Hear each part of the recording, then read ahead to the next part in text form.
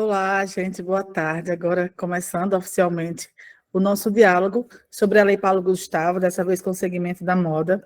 Eu sou Marilande Brito, sou secretária extraordinária de Cultura, sou uma mulher parda de cabelos brancos e pretos encaracolados na altura dos ombros, estou vestindo uma camiseta de cor cinza clara com alguns desenhos estampados. Atrás de mim, a parte de dois quadros, um bem colorido e um outro mais monocromático. E a gente está aqui para falar um pouco da Paulo Gustavo, mas até pensando mesmo, né, a gente fez esse diálogo com câmaras setoriais. Uma coisa que eu esqueci, o meu sinal em Libras é um M e os cabelos encaracolados. E, então, voltando, a gente fez alguns diálogos com câmaras setoriais, que foram segmentos da cultura, que na Audi Blanc se organizaram para dialogar sobre como fazer uso dos recursos. E, desde fevereiro, eu estou como secretária extraordinária de Cultura, trabalhando em conjunto com a Fundação José Augusto, e ao dar uma olhada também em dados, né, da moda para a questão da contribuição na nossa economia criativa e o quanto dialoga com diversas outras esferas da arte, da cultura, de forma que, né, a partir dessa observação, e aí em conversa com a equipe, a gente sentiu a necessidade de ter um diálogo com vocês também, que fazem a moda no Rio Grande do Norte, né? A moda é uma expressão cultural, é através da vestimenta, é através dos acessórios, é através das cores, das maquiagens, dos formatos e desenhos que a nossa cultura é expressa, e em diversas formas, né? E a cultura precisa dessa expressão, de forma que eu resolvi, né, marcar esse momento para a gente conversar, e aí vocês da moda também trazerem algo, nos ajudarem a ter uma ideia de como o setor se vê. E antes da gente começar, até oficialmente falar da Paulo Gustavo, se alguém aqui gostaria de fazer uma fala, por enquanto agora mais rápida, de até 1 minuto e meio no máximo, algo do tipo, mas falando de qual o segmento da moda que você que lugar do Rio Grande do Norte, e lembrar sempre de se autodescrever. E uma outra coisa, se já conhece a Paulo Gustavo, se a gente pode ir para dúvida, comentários, ou se precisa de uma explicação da Paulo Gustavo. Então, se conhece a lei, que segmento da moda e região do Rio Grande do Norte faz parte. Começando se autodescrevendo. Alguém gostaria de iniciar-se?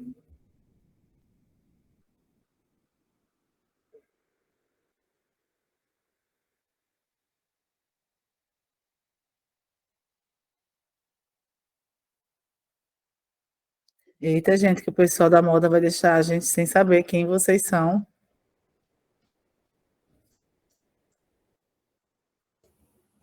Oi, gente, boa tarde, Mari.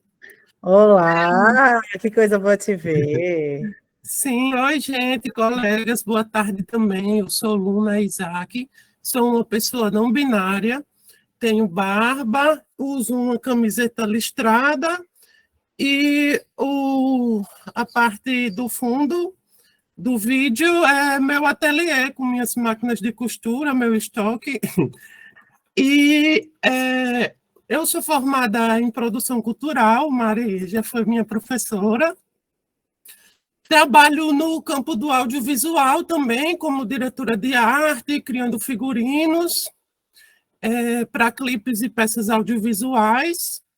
E trabalho na minha marca, que chama Bicha Extraterrestre, que é uma marca voltada para corpos diversos, corpos diferenciados, e que funciona também como plataforma de produção cultural, em que eu produzo documentários, fashion filmes, oficinas,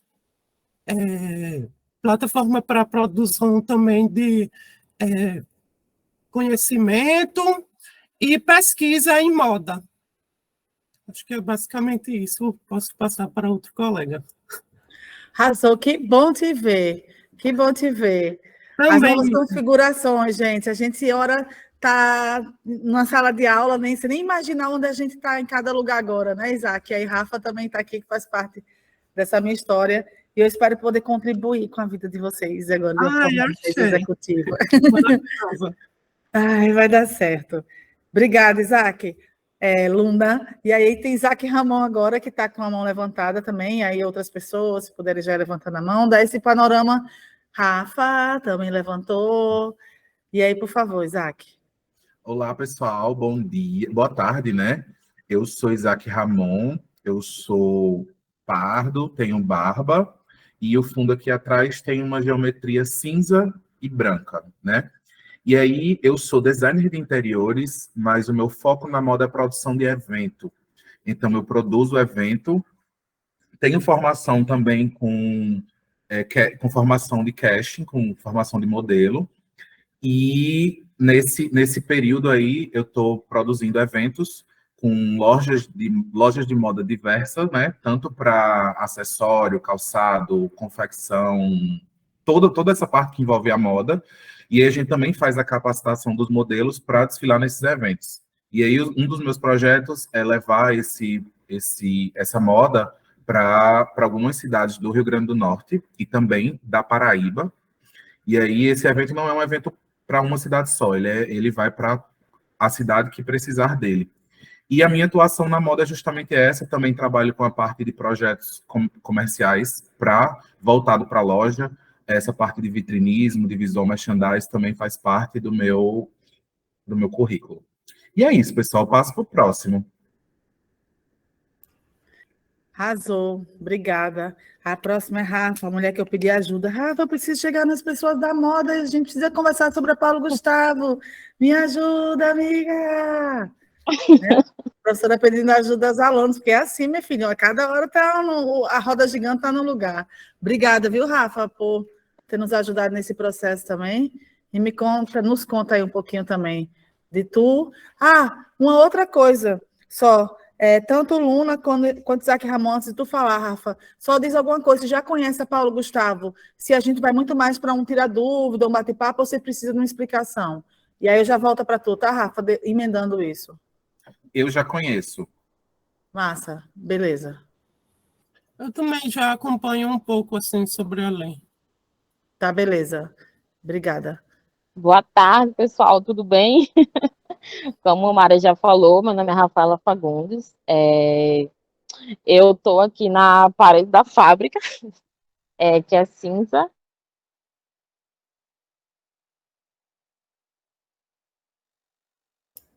Rafa, acho que fechou o microfone aí sem querer. E estão escutando agora? Volta aí, começa aí. Nada tivesse sido dito. Boa tarde, pessoal, tudo bem? Como o Mara já falou, meu nome é Rafaela. Inclusive, já agradeço você por estar abrindo esse espaço. Eu acho que o pessoal da moda aqui no Rio Grande do Norte precisa desse espaço, principalmente, nem que seja só para lei, mas eu acho que para fomentar a moda enquanto cultura de uma forma geral, né, a gente precisa realmente se organizar coletivamente para levantar esse segmento dentro do Rio Grande do Norte. Eu sou preta, estou vestindo uma blusa branca com brincos de acrílico, também brancos e amarelos. Estou aqui atrás, na parede da fábrica, que é concreto. Eu sou produtora cultural e também design de moda. Atualmente trabalho na Guararapes, para Riachuelo, mas durante o processo da faculdade, eu construí um projeto de uma marca, que se chama Marca FARC, e eu venho executando trabalhos com a marca há mais ou menos 3, 4 anos, né? Então, eu vim muito dessa questão da produção cultural também, de fomentar a marca como uma produtora também, voltados para projetos de moda, e pensando também num cunho social, né? Eu acho que a moda, ela precisa sair desse holofote mercadológico e entrar também nessa parte mais sociológica e antropológica, para a gente poder construir acho que um novo olhar para a moda dentro do mercado. Eu executei um projeto em parceria com Larissa, que é uma colega minha. A gente fez um projeto em uma comunidade quilombola, onde a gente levou oficinas para as mulheres quilombolas desenvolverem. Eu na linha dos olhos e uma outra parceira nossa, Sula Miranda, que foi levar o tingimento natural, né? E aí, depois desse projeto aprovado em um edital e executado, eu venho realizando alguns projetos com a marca FART, através de incentivos, né? Através de editais e também buscando a questão da lei, né? Uma coisa que eu comecei a estudar também, para ter um pouco de conhecimento e, de fato, ter fomento para que eu possa desenvolver o meu trabalho. Então, a marca FART é uma marca de acessório, mas que hoje ela também está se propondo a se colocar no mercado com a linha de vestuário, né? Então, eu venho desenvolvendo alguns trabalhos em relação a isso, e o último trabalho aprovado foi no edital de moda e turismo, no Sebrae, que eu executei a coleção inspirada no movimento da cultura popular, que foi os bonecos de Mamulengo.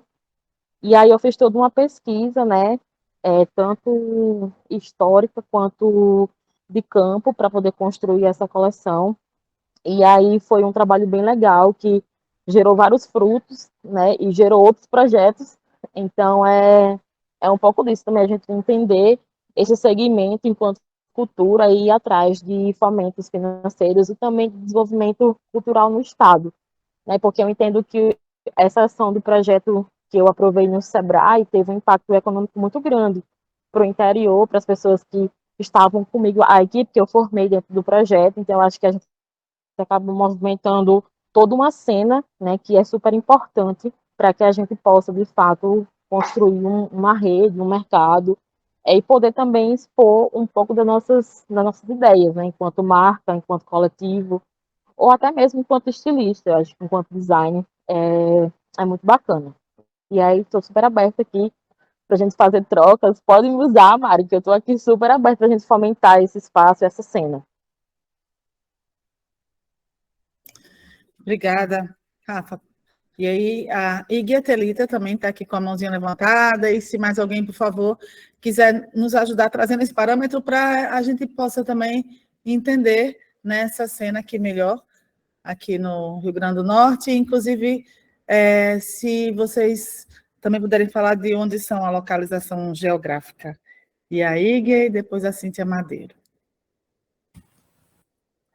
Olá, boa tarde, gente. Tudo bom? Boa tarde. Meu nome é Íguia, eu sou uma pessoa branca, cabelos pretos cacheados, curto, tô com blusinha roxa, que não dá para ver muito, assim, de alcinha, um colar prata, atrás de mim tem uma parede branca com alguns quadros e um relógio, e uma parte do corredor da minha casa, e acho que de descrição é isso. Bom, eu trabalho com moda desde 2016. Desde 2016. Eu trabalho com figurino e com styling para alguns artistas, para ir para alguns eventos, artistas influencers, para shows, para clipes clipes de música. Eu trabalhei com muitas lives também durante a pandemia, e com muitas que foram por lei, através de lei de incentivo. Eu também tenho uma marca, principalmente de vestuário, que eu desenvolvi na época da faculdade, no último ano da faculdade, que foi em 2017. Sou formada em moda pela UNP, em design de moda. Estudei com a Rafinha, que acabou de falar aqui. Trabalhei com Luna, Isaac, que falou aqui também, na Beth. E eu tenho essa marca desde 2017, que é a Ignis, que é uma marca pensada para corpos plurais, uma marca pensada para ser uma marca que não seja específica para moda feminina ou masculina. Participei por 2 anos consecutivos do concurso de moda inclusiva, do concurso internacional de moda inclusiva, organizado pela Secretaria do Estado de São Paulo. Tenho um trabalho voltado para moda inclusiva também, mas no geral para moda plural, no geral, e como eu já falei, né, com styling e figurino. E eu sou daqui, eu moro em Natal, mas eu sou do interior, sou de Acari. Mas eu trabalho e moro e atuo com moda aqui em Natal. Iga, só uma coisa, moda inclusiva, me define melhor. E tu conhece a Paulo Gustavo ou não conhece ainda? Então, eu não conheço muito bem a Paulo Gustavo, para falar a verdade. É a primeira reunião que eu tô participando dos segmentos, e conheço um pouco sobre a lei. Assim, já li algumas coisas, mas não tenho um conhecimento muito, muito profundo. Falando em moda inclusiva, assim, no geral, vamos lá. Como eu falei, eu participei por 2 anos consecutivos do concurso internacional de moda inclusiva. Essa moda inclusiva, ela é muitas vezes colocada como uma moda, ela é principalmente colocada como uma moda voltada para corpos de pessoas com deficiência. Corpos, ou mesmo para pessoas com deficiência visual, que aí entra também a moda inclusiva para pessoas com deficiência física ou deficiência visual. Mas, assim, eu tenho uma concepção que essa moda inclusiva ou moda plural, ela pode incluir outros corpos para além dos corpos com deficiência. Outros corpos que possam, enfim, que tem suas particularidades no fazer moda, né? Como corpos gordos, por exemplo, enfim. Mas a moda inclusiva normalmente, ela é essa moda inclusiva para pessoas com deficiência. Obrigada. Obrigada também. É bom para toda a gente vai entendendo melhor tudo. A Cíntia, depois a Raíssa e Matheus. Oi, Mari, boa tarde, gente. Eu sou a Cíntia, eu sou estilista, eu sou mineira, mas eu vim morar aqui para trabalhar na Riachuelo. Não estou trabalhando mais lá, mas continuo muito conectada com o movimento da moda aqui em Natal. E mais recentemente iniciei um projeto que chama Moda de Propósito, que a ideia é que, a princípio, se torne um canal de transmissão de conhecimento sobre moda, principalmente moda responsável, moda sustentável, e a ideia é que também acabe sendo uma plataforma para novas iniciativas. Então, eu escrevi um projeto de podcast para a gente entrevistar as marcas daqui da região, para que elas também ganhem visibilidade. Estou esperando aí o resultado, espero que eu passe, para a gente poder produzir. A ideia é crescer esse projeto no sentido de gerar mais reconhecimento para essas marcas e também transmissão de conhecimento no geral, assim, trazer um pouco de construção de repertório, como buscar as influências culturais que a gente tem e trazer isso para a moda, então um pouco de formação, de oficinas, cursos. Então, a minha ideia, a princípio, com esse projeto... desculpa, a gente está tendo uma obra aqui, não sei se vocês estão ouvindo um barulhão. Esqueci de fazer minha audiodescrição. Eu sou uma mulher branca, tenho 39 anos, cabelos pretos longos, estou na frente de uma parede branca aqui do meu lado esquerdo, você consegue ver as minhas jiboias, e às vezes, de vez em quando, o meu gatinho aparece aqui. Então, é isso. Eu não conheço, assim, eu li um pouco, mas não posso dizer que domino, entendo bem todos os aspectos da lei. E é isso, vou passar a palavra. Obrigada, gente. Obrigada, Cíntia. Só lembrando que as jiboias das quais ela falou são jiboias plantas, não, Cíntia? São plantas, não são cobras. Tá. Obrigada, Raíssa e Matheus. Oi, boa tarde. Estão me ouvindo? Eu sou Raíssa, eu sou branca, com cabelo castanho escuro e ondulado. Eu tô com uma blusa de cor neutra, um tipo bege, e a parede atrás de mim é branca e tem uma janela aqui na lateral. Meu sinal de Libras é o R, formando a onda, que remete ao meu cabelo. E eu sou formada em dança, né, pela UFRN, mas eu trabalho no varejo de moda há 10 anos, na Riachuelo.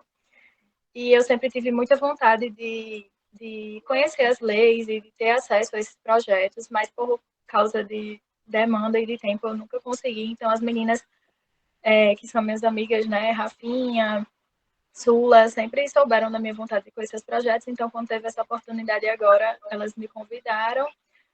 E eu ainda não conheço a lei, mas eu tenho muita vontade de conhecer, porque eu tenho muita vontade de juntar as minhas duas áreas de atuação, né? Que é a moda e a dança, em alguns projetos. e de outubro para cá eu abri minha marca, que é voltada à construção de vestidos de noiva minimalista, e neles eu sempre levo muito da cultura do Nordeste, e todas as minhas inspirações são voltadas para isso. Então, querer conhecer a lei foi mais para conseguir colocar os meus projetos para frente.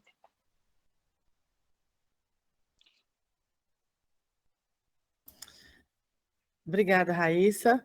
E aí, Matheus e depois Jéssica. Oi, boa. Estão conseguindo me escutar direitinho? Tudo certo? Estamos escutando, estamos vendo. Perfeito.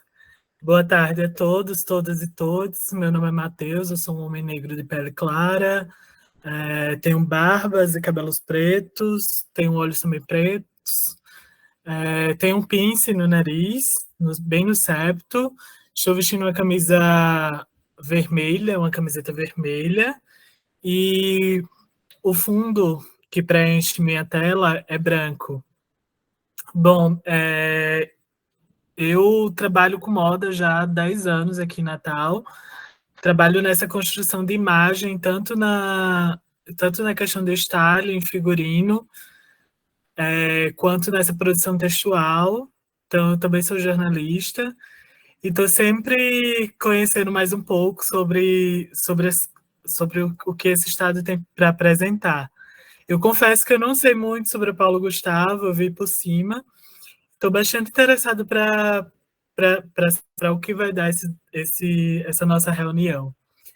Obrigada, estou aqui. Qualquer dúvida, podem me chamar também.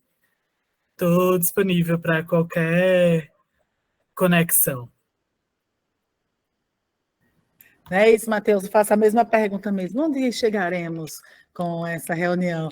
Mas, de qualquer forma, é no mínimo para mais pessoas em um segmento, sabe, da moda, conseguir entender a Paulo Gustavo e como dialogar e fazer essa questão transversal com as outras artes. Mais ou menos isso daqui que a gente chegar, além de vocês pensarem enquanto produto cultural também. E Jéssica, por favor. Boa tarde, pessoal. Eu sou a Jéssica, sou uma mulher branca, tenho cabelo claro, liso. Aqui o meu fundo, né, que completa aqui a imagem, é uma divisória de vidro branca com preto. Minha formação é nessa área de artes visuais, né? Eu tenho formação inicial em artes visuais, em moda. Trabalhei também um tempo aí com o pessoal, né? Com Rafinha, com Cíntia, com Raíssa, na Guararapes também. Na sequência, me formei, né, me especializei nessa parte de design de produto de moda. Atualmente, eu estou à frente do setor de moda aqui do Senai. E, fora isso, também, né, me desdobro em outros projetos. Faço um trabalho voluntário junto com as rendeiras da Vila de Ponta Negra, para tentar fomentar, né, de alguma forma lá o trabalho que já vem sendo desenvolvido pelas rendeiras. Minha pesquisa de mestrado foi voltada para os trajes dos cabarés nordestinos, aqui não só aqui no estado, né, mas a nível Nordeste, né, uma pesquisa histórica também, e com foco em Maria Boa, tá? E para a pesquisa de doutorado, atualmente eu pesquiso, faço um projeto social dentro do Complexo Penal João Chaves, na ala feminina de lá, com as mulheres, né? A gente tem um ateliê lá dentro. E é isso, assim, estou também super, né, aberta para diálogos, acho super importante esse espaço que está sendo criado aqui, e muito feliz de ver várias rostinhos conhecidos aqui também, para a gente, né, tentar fazer algo bem bacana e aproveitar, né, a lei também, já que moda é também parte, né, é um elemento cultural, né, que está sendo contemplado aí também por essa lei, a gente precisa se apropriar disso para poder aproveitar, né? É isso. Jéssica, qual o trabalho que você faz com as mulheres apenadas? A gente atualmente eu estou fazendo reconhecimento, né, do espaço, e o projeto ele ainda está bem embrionário, né, assim, mas a ideia é que a gente consiga unir, né, o trabalho que vem sendo feito com as rendeiras e também tentar promover, né, projetos, porque elas lá já fazem algum tipo de artesanato, mas a questão da capacitação, né, assim, tentar capacitar elas em outras áreas e que isso também elas consigam gerar algum tipo de lucro, algum tipo de renda, né, não só para elas, né, já que nesse momento, por elas estarem sem a questão da liberdade, elas não podem usufruir disso, mas para que esse valor ele seja destinado aos familiares nesse momento, né? Então, a gente está tentando ver parcerias com marcas locais, até com o próprio Senai mesmo, que já fez, né, capacitações por lá, para que a gente consiga assim, tentar realmente capacitar essas mulheres para que elas saiam e consigam ser reintegradas aí novamente à sociedade. Perfeito, obrigada. Então, eu agradeço quem pode abrir um pouquinho, né, da sua realidade para a gente entender desse segmento da moda, e já vi a diversidade de situações que podem conversar com a Paula Gustavo. Eu peço para a Eda colocar a apresentação, porque, gente, a gente está aqui conversando especificamente sobre a moda, mas existe um formato de setor cultural que o Conselho Nacional de Política Cultural coloca como um caminho para fazer política pública, que são câmaras setoriais, que é um grupo de pessoas que dialogam sobre uma ação comum. E aí, nesse caso aqui, a gente está fazendo um segmento, não existe a Câmara Setorial de Moda, então a gente começa enquanto segmento, identificando pessoas, e ver o que vai acontecer lá na frente, se formaliza enquanto um grupo, mas por enquanto, para que vocês pelo menos ficassem conhecendo um pouco mais da Paula Gustavo. Isso não impede que vocês façam também uma articulação entre vocês e procurem saber mais da Paula Gustavo e passarem, né, um para o outro. Mas há muitas coisas da lei que dialogam com ações de vocês. E a Paula Gustavo, no Rio Grande do Norte, ela vai movimentar 39 milhões para o Estado e mais 33 milhões para os municípios. Só me apresentando, eu sou Mari, secretária extraordinária de Cultura, e atuo juntamente com a equipe da Fundação José Augusto, que é a fundação que toma conta da cultura do Rio Grande do Norte, mas agora a gente está desenhando para que seja feita uma secretaria, de fato, uma Secretaria de Cultura do Estado, e a Fundação ficaria atrelado a ela, para que a gente consiga desenvolver melhor políticas públicas. No caso da Paula Gustavo, é uma política pública federal, e aí a gente tem que, enquanto Estado, gerenciar essas políticas públicas federais da melhor forma possível e também desenhar uma outra política estadual.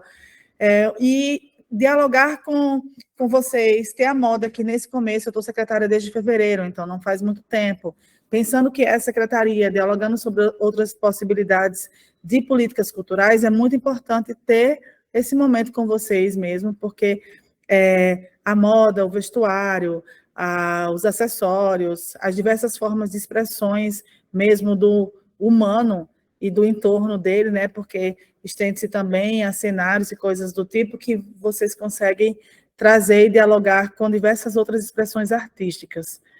E aí, nesse recurso aqui da Paula Gustavo, 70% é para audiovisual, porque o recurso, o dinheiro da Paula Gustavo veio do Fundo Setorial do Audiovisual, e 30% outras expressões artísticas, mas tem um valor de 5% desses recursos daqui, que é utilizado para custo operacional, de como a gente vai contratar uma plataforma para todas as informações da Paula Gustavo estarem lá. Lá que vocês vão colocar edital, quem vai inscrever edital. Por enquanto, sugiro que vocês fiquem acompanhando as redes da Fundação José Augusto, que tem o Instagram Cultura RN, o YouTube também. Vou pedir para o pessoal aí colocar no chat os endereços, todas essas informações, esses momentos virtuais que a gente está fazendo da Paula Gustavo, está gravado no YouTube, de forma que vocês podem revisar, podem passar para alguém do setor depois, podem ir em outra expressão artística que acharem também importante, né, acompanharem, assim como nas redes sociais da Fundação, da Secretaria, não da Secretaria ainda, porque não existe, né, da Fundação José Augusto Cultura RN, que é o Instagram, certo? E para a produção audiovisual, tem disponibilizado 18 milhões de reais e alguns dinheiros. Aqui tem 19, mas tem os 5% também do operacional que está incluído aqui nesse valor. E para isso vem desenvolvimento de roteiro, por exemplo, como uma possibilidade. Produção de documentário é algo que dialoga bastante com vocês de forma direta, só que também tem a possibilidade de filmes de ficção. Lembrar que ficção é aquele filme baseado em uma situação que não tem a necessidade, que não dialoga com a verdade, é uma história criada, uma história sonhada, uma história inventada, uma lenda, uma história que tem como inspiração pessoas reais, mas a história não tem comprometimento com a verdade. E documentário é a história em formato audiovisual que, de fato, é uma verdade. É um filme feito a partir da história de uma marca de roupa, a partir de um recorte de uma roupa, o que esse recorte de roupa significou ao longo dos anos, de pessoas de uma indústria ou de uma economia criativa que vocês acham importante que sejam documentadas agora, que seja feito um documentário sobre a vida dessa pessoa, porque vai ser importante para a memória da moda no Rio Grande do Norte. Há muitos caminhos que podem ser feitos no filme. E como a gente vai ter edital para quem nunca realizou filme, realizar sua primeira produção, é algo que, independente de estar falando sobre moda, ou desculpa, que você estaria atuando como moda, é um filme que vocês podem fazer, propor, tendo esse recorte. E filmes, eles, se é até 15 minutos, é um curta-metragem. Entre 15 e 70, média-metragem.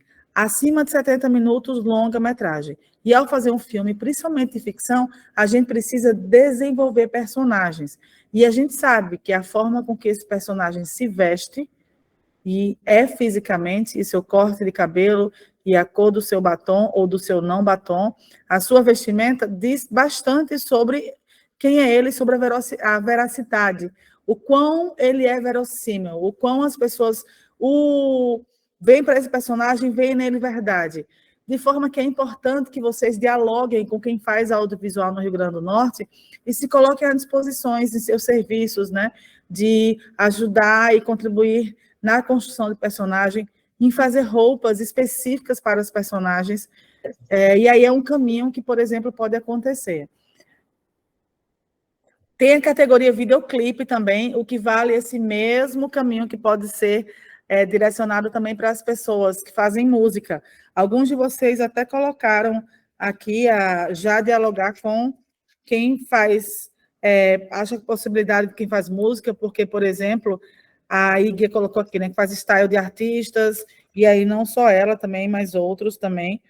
E a Rafaela também, a questão do quanto um movimento de moda pode causar impacto na economia de um lugar. E a gente sabe também que mexe com a autoestima e a economia criativa. E aí o Luna, o Isaac, até colocou aqui a expressão fashion film. Então, por exemplo, a gente ainda não tinha escutado aqui minha equipe aqui dentro desses diálogos fashion film. Dentro desses outros formatos de produção audiovisual, existem outros caminhos, como já foi colocado em reuniões, videodança, videoarte, vídeo experimental. Então, Isaac, tu consegue abrir a câmera aí e falar um pouco mais do fashion film, ou se alguma outra pessoa poderia também, depois de Isaac, fazer se gostaria de fazer um complemento. Posso sim, claro. Eu estava até anotando aqui algumas questões nas falas para a gente ir desenvolvendo após, mas vou focar na questão da produção do fashion film, o que é, como é que se estrutura essa modalidade. A moda, ela tem uma relação muito forte com o mercado, e, por outro lado, uma relação com a produção de arte e a produção do conhecimento, para além dessa dimensão do mercado. Mas o mercado é algo com que a gente articula, porque a gente está falando da produção de roupas, enfim. E o fashion film vem a se desenvolver como um gênero em que pode ser trabalho, ele é bem diverso.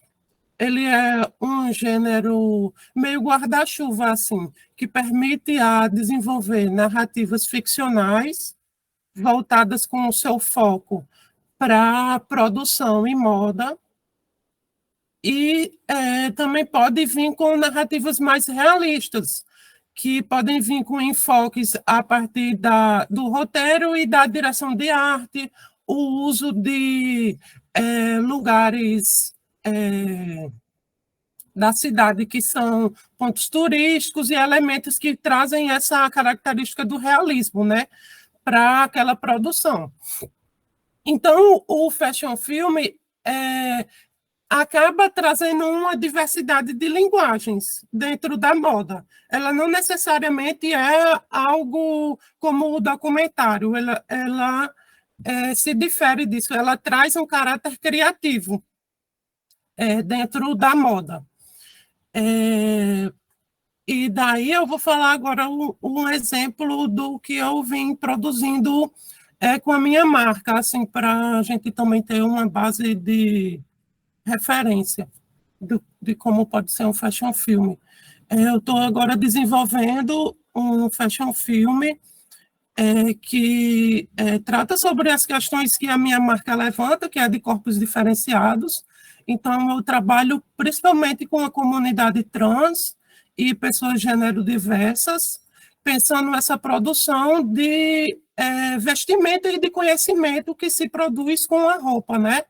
Porque quando se produz uma roupa para um corpo diverso, a gente também acaba percebendo que ali se estruturam questões políticas e que vão para além da roupa em si.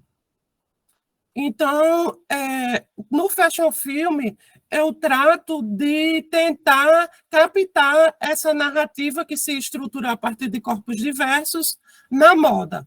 Então, o fashion film acaba sendo bem ligado a essa linguagem da moda, sendo usado, foi muito usado durante a pandemia em semanas de moda, como a Casa de Criadores e a São Paulo Fashion Week, né, em que há algum tempo ficou sem poder ser realizada, e muitas marcas, em vez de lançarem um desfile virtual, que também é uma outra categoria de registro audiovisual, lançaram fashion filmes, que aí é essa linguagem que trata do ficcional e também pode tratar, ser também um recorte do realismo, por exemplo. O fashion film pode ser um recorte também como um documentário. Tem um documentário que fala sobre a mãe do... eu esqueci agora o nome, de um cantor de rap, e daí trata da produção de bonecas dela, e como é que a produção de conhecimento em África se estrutura ali naquele conhecimento, e daí esse também é um exemplo de fashion film, não é necessariamente uma narrativa ficcional ou realista, mas sim algo que está muito ligado à produção em moda, seja ela de conhecimento, seja ela de vestuário, no que se pode entender de um fashion film mais voltado a mostrar as peças que alguma marca tenha vindo produzir, ou uma outra narrativa subreptícia, ou que está ali junto com aquela produção de vestuário para cada tipo de nicho da moda, de corpos diversos, ou moda inclusiva, que acaba sendo categorias também que merecem ter uma atenção e serem discutidas, porque, por exemplo, quando se trata sobre a moda inclusiva, tem esse entendimento de ser uma moda voltada para pessoas com deficiência, por exemplo, mas há também a discussão da moda para corpos diversos, porque a categoria corpos com deficiência não necessariamente abarca todos os corpos diversos. Há outras categorias de classificação de corpos, por exemplo, algumas configurações de corpos que pela medicina são descritas como deformações. E isso não necessariamente é categorizado dentro de pessoas com deficiência. Então, a gente tem que pensar que há uma outra diversidade também que não é inclusa dentro dessa moda dita inclusiva e que merece ter a sua atenção e reivindicar até outros termos assim diferentes desses que a medicina propõe. tá. Enfim, e desculpa me alongar, mas é basicamente isso sobre o fashion film. Ó, não entendi. A dúvida é se, por exemplo, vocês conseguem escolher entre ficção ou documentário, ou seriam outros formatos de produção audiovisual mesmo, por estar mais ligado à vida ou arte. E aí aqui a Edna trouxe também, né, um conceito de fashion film, aí consegui entender melhor, e aí fico só na dúvida, porque no fundo vai depender do roteiro, se vai ser ficção, se vai ser documentário, ou se vai ser outros formatos e entraria na categoria videoarte de uma maneira mais livre. E aí, Preciauá também, Preciauá Paranguetê, que está aqui também se colocando como, trazendo a informação, ser estilista, figurinista, formado no Senai, dono da marca Acé Camisetas, então bem-vindo também, Preciauá, e a Aline também aqui, se colocando como informação, sendo professora do IFRN, também da UNP, se divide entre Natal e Caicó, com projeto de pesquisa e extensão, então 2 pessoas que se apresentaram aqui pelo chat, né, que não fez aquela apresentação inicial, bem-vindos os 2 também, Aline, inclusive o IFRN, sou do IFRN também, do campus Natal Cidade Alta, estou aqui como secretária extraordinária de Cultura, e a gente também vai utilizar os IFs como um importante ponto de apoio da Paulo Gustavo, está no nosso planejamento. E então, ó, aqui, gente, foi alguns exemplos de como vocês conseguem dialogar com a produção em audiovisual. E aí, Preciola colocou aqui que dentro do audiovisual, o mundo do figurino é algo essencial, e é exatamente isso, porque a cara e a alma do personagem, vocês sabem o quanto é expresso através do seu exterior, de forma que vocês conseguem dialogar de formas indiretas e diretas e como proponentes também, né? Ou vocês podem ter projetos de vocês mesmos ou atuarem em equipes de outras pessoas. O outro inciso, que é para a reforma sala de cinema, é para lugares que já funcionaram com uma exibição cinematográfica, que podem participar desse edital, que está sendo pensado para a reforma das salas, ou possivelmente uma itinerância. O próximo inciso diz respeito à formação. E também festival de cinema, mostra de cinema. Por exemplo, vocês podem propor, porque vários de vocês se identificaram aqui como produtores e produtoras que vão além da indústria da moda, produtores de eventos, né, de cultura. A possibilidade, esse foco aqui, gente, está dentro dos 70%, que é audiovisual, o foco principal. Então, aqui, ó, uma possibilidade de realização de festivais e de mostras de produções audiovisuais. Pode ser, o cinema é a arte principal, mas vocês podem propor, por exemplo, um festival de cinema com temática de moda, ou documentário, ou filmes de ficção que tenha moda presente também como uma forma muito forte, mas o principal, a proposta é em cima de festival. Então, um festival de cinema com filmes de moda, onde, como uma programação complementar, podem ter mesas, podem ter debates, podem ter feiras que vocês propõem também no dia no momento da exibição, por exemplo, no momento do festival acontecendo, vocês entenderem como a moda, e vocês mesmos, né, olharem, prestar atenção com essa mente criativa que todo mundo aqui da arte, né, tem, de ver como a moda pode dialogar com o audiovisual nesse caso daqui e nessas possibilidades, para que a Lei Paulo Gustavo venha trazer mais fomento financeiro para a vida de vocês e consiga também trazer mais profissionalismo às produções audiovisuais e às ações audiovisuais, né, com personagens melhor construídos. E um outro quesito também que tem aí capacitação, formação e qualificação em audiovisual. Existirão alguns cursos para pessoas que nunca fizeram audiovisual, como para quem já é do audiovisual, conseguir se especializar, então vocês também ficarem de olho nessa possibilidade de ver como vocês se transformam em profissionais mais plurais.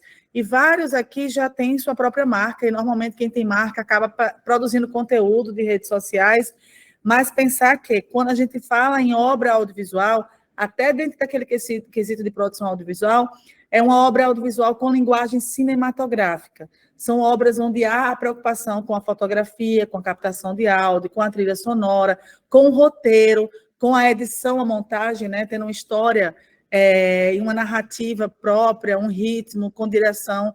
É mais do que um registro.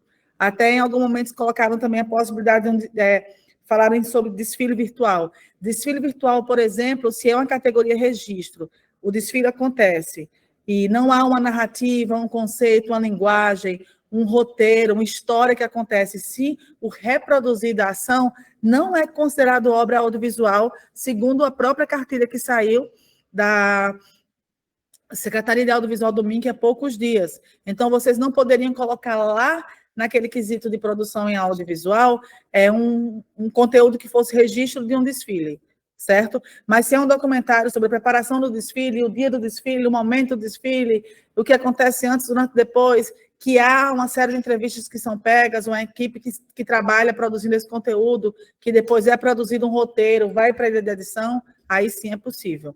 E dentro desse quesito de possibilidade de formação, também é algo que vocês podem ficar de olho, né, e fazer parte da formação. E o próximo inciso é para filmes que já existem, quem tem conteúdo audiovisual já existente, que pode ser usado para circular entre TVs, circular entre plataformas e algumas formas de distribuição cinematográfica. Aí, gente, 30% da Paulo Gustavo é para toda e outra qualquer expressão artística que não seja audiovisual. E aí a moda se inclui diretamente aqui, também como uma possibilidade. E é aqui também que vocês podem dialogar com o pessoal da dança, quem é da dança, Raíssa, né, que colocou. Então, Raíssa aqui, por exemplo, um projeto na área de dança, também é aqui, nesses 30%.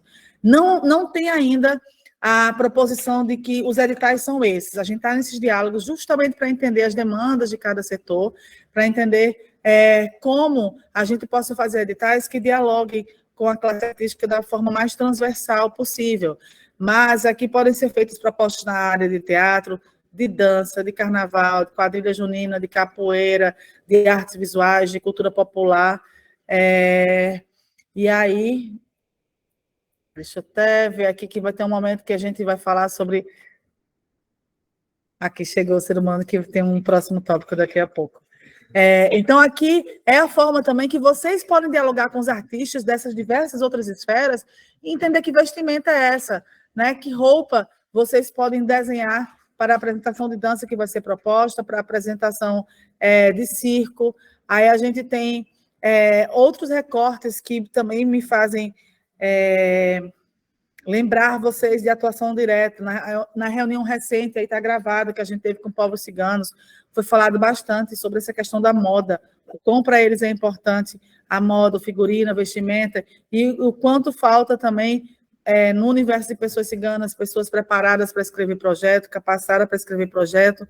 Então, a gente vai ter algumas oficinas formativas, e também, quando tiver a plataforma, e essa plataforma só pode acontecer quando o recurso da Paulo Gustavo chegar, a gente abre um processo de contratação de uma plataforma, mas para que tudo tenha lá, edital, as informações todas, e também os artistas e produtoras e agentes culturais da cidade possam se cadastrar. Então, vocês podem lá se cadastrar como profissionais da moda, para que depois todas as outras, os outros tipos de artistas possam encontrar também vocês, e vocês encontrar os artistas, e assim conseguir fazer trabalhos conjuntos. Então, por favor, os próximos slides.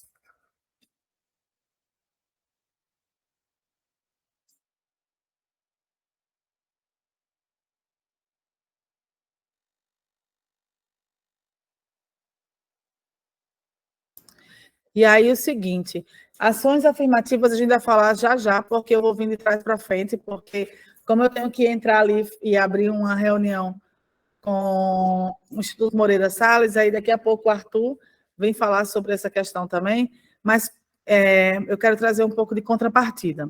A contrapartida, gente, é que os projetos que sejam geridos pela Paulo Gustavo, que sejam utilizados os recursos da Paulo Gustavo, eles devem ser ofertados à população de forma gratuita, tá? Então, são ações que vão acontecer de forma aberta, seja numa praça, numa escola. É muito importante a gente levar arte e cultura para as escolas, então é possível fazer parceria com escolas do Estado, que os projetos sejam feitos em concomitância, ou outras ações e espaços sociais, como a Jéssica trouxe aqui, por exemplo, o trabalho com as apenadas. Então, é super possível colocar projetos que têm esse cunho social e cultural, mas lembrar que a mola propulsora é a cultura, é a economia criativa, o social vem junto como um agregador, né, de informação, de peso, de potência do projeto, mas é o quão mexer com a cultura, atuar, essas mulheres, ao atuar com a cultura, através, não sei se é fazer alguma peça, fazer fuxico, desenhar, fazer algum tipo de figurino, ou trabalhar uma determinada cor, está também resgatando a sua cultura, as imagens que formam a cultura, o vocabulário que forma a cultura, e está fazendo essa viagem em algo que muitas vezes é negada, né, ao longo do tempo. Mas é a cultura que tem que ser a mola propulsora disso tudo. Mas sim, é possível fazer trabalho em lugares como esse, Jéssica, que você já está fazendo, e propor um projeto que aconteça para as apenadas, por exemplo, conforme você já está trazendo aqui, as mulheres, né, em situação de privação de vida social por questões diversas, e que a colocaram lá nessa condição, e aí levar a cultura para dentro desses ambientes. As escolas estaduais, a gente tem visto recente o quanto as escolas estão adoecidas, então, pessoas que utilizaram a escola como uma forma de colocar para fora, né, todas as suas dores, e aí a gente levar a cultura, levar a moda, levar possibilidades de ações que possam fazer as pessoas se expressar, e com isso suas dores também não serem colocadas de uma forma violenta para com si, para com o outro. Levar ações de cultura para as universidades públicas e as privadas que têm estudantes de ProUni. E também a possibilidade de levar ações culturais para os profissionais de saúde, ou convidar os profissionais de saúde para atuarem nos lugares que essa produção cultural esteja sendo organizada e realizada. Vocês podem se juntar, né, em possibilidades, em agrupamentos, e pensar. A gente tem conversado sobre possibilidade de eventos de circulação ou de festival. Então, a moda pode dialogar com expressões como essa. Então, é um festival de moda, de cultura litorânea potiguar, que tudo é nordestina, do sertão, como uma cultura X se expressa através da vestimenta, dos acessórios. E aí, uma outra coisa que a Paulo Gustavo vem trazer, gente, que é uma novidade em relação a quem fez projeto na Audiblan ou outros projetos de editais, não costuma ser comum se pedir acessibilidade. E vocês até trouxeram aqui o conceito de moda inclusiva. Eu fico muito feliz, né, quando eu escuto aqui a Igor trouxe, né, esse conceito, o Luna também, esse conceito, e até a Cíntia, né, também trazendo a questão o próprio conceito, projeto Moda de Propósito, né, tem a ver, e como mostra que a vestimenta, ela tem um papel social muito grande.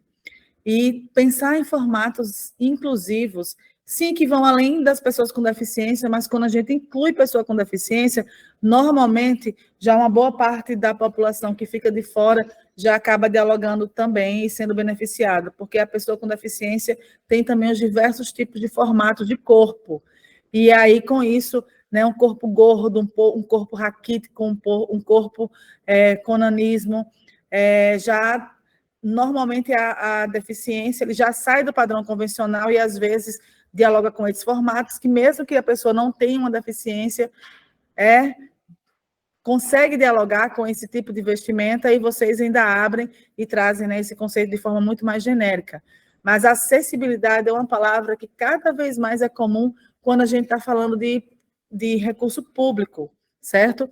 Então, a acessibilidade cultural, ela vai ser obrigatória na Lei Paulo Gustavo, e qualquer projeto da lei, no mínimo 10% dele, deve ser utilizado obrigatoriamente para recursos de acessibilidade.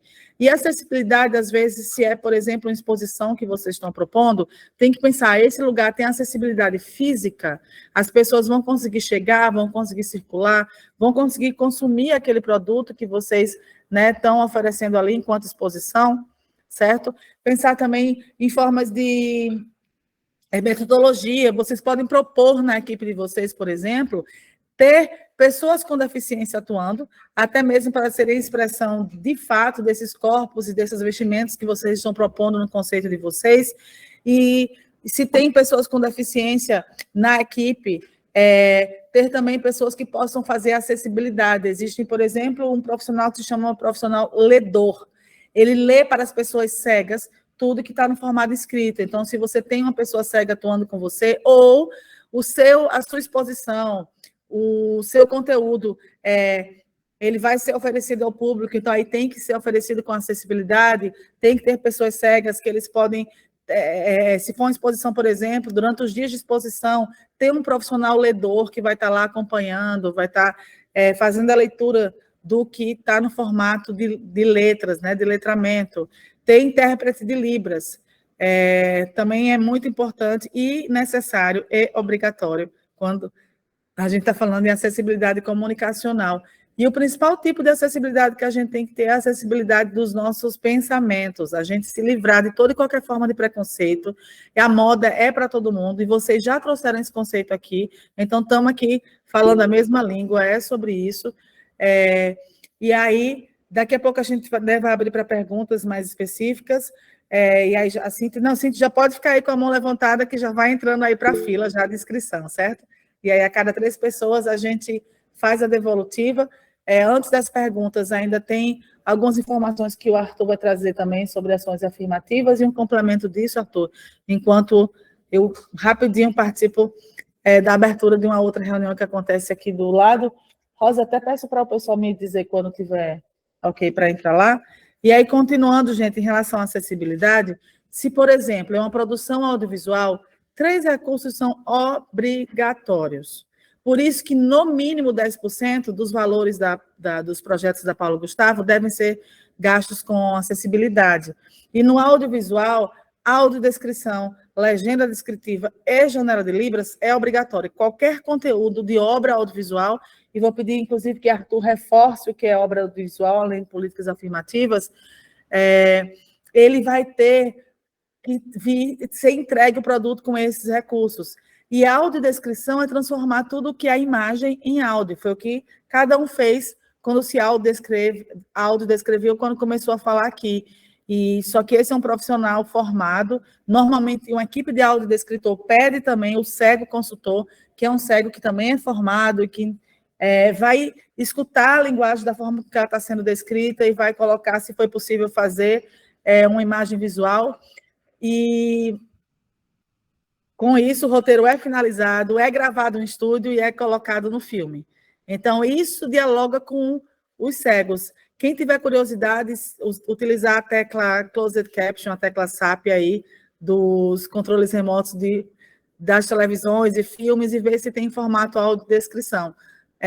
Porque hoje já deveríamos estar com 20%, 24 horas de televisão com horário de programação audiodescrita pela legislação, mas ela foi sendo prorrogada, e parte da programação de TV é audiodescrita, mas se vocês deixam ativados essa tecla, é possível vocês escutarem a audiodescrição.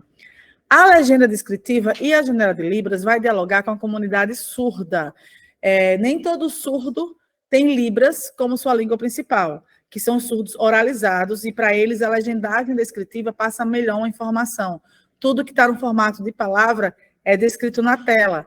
Qualquer som, não só o diálogo, mas qualquer som, uma porta que se fecha, um cavalo que chega, um vento que chega forte pela janela, é descrito em palavras. E a janela de Libras é quando tem intérpretes, né, trazendo a informação em formato de Libras, que é a língua brasileira de sinais, que é a segunda língua mais falada no país. Por exemplo, gente, para audiovisual, esses 3 recursos são obrigatórios.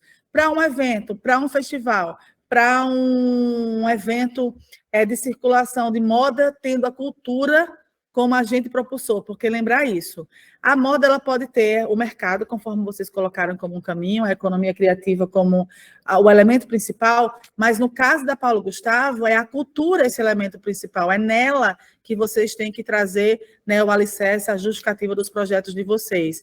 E se isso vem expresso em eventos, em ações, tem que ter também acessibilidade. Então, nenhum projeto da Paulo Gustavo é entregue sem ter no mínimo 10% dele gasto com esse recurso, né, acessibilidade e inclusão.